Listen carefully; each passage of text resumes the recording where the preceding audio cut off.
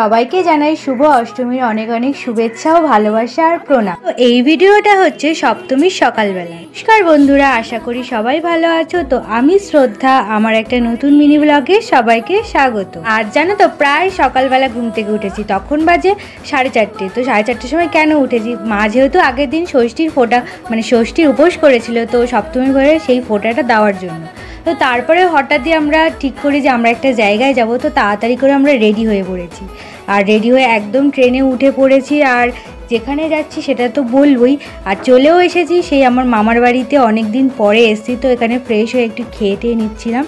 তো ভিডিওটা ভালো লাগলে অবশ্যই লাইক, কমেন্ট, শেয়ার, সাবস্ক্রাইব করো। তারপর সবাই মিলে একটু রেডি হয়ে চলে গেছিলাম শপিং মলে শপিং করতে, যেহেতু বোনেরা দিদির জামা দেওয়া হয়নি, তো সেটাই কিনতে গিয়েছিলাম। তারপর এখান থেকে বেরিয়ে আমরা অনেকগুলো ঠাকুর দেখেছিলাম, প্রায় 4টে মতন। তো ঠাকুরকে প্রণাম করে একদম সোজা চলে এসেছিলাম বাড়িতে, মানে মামার বাড়িতে। তো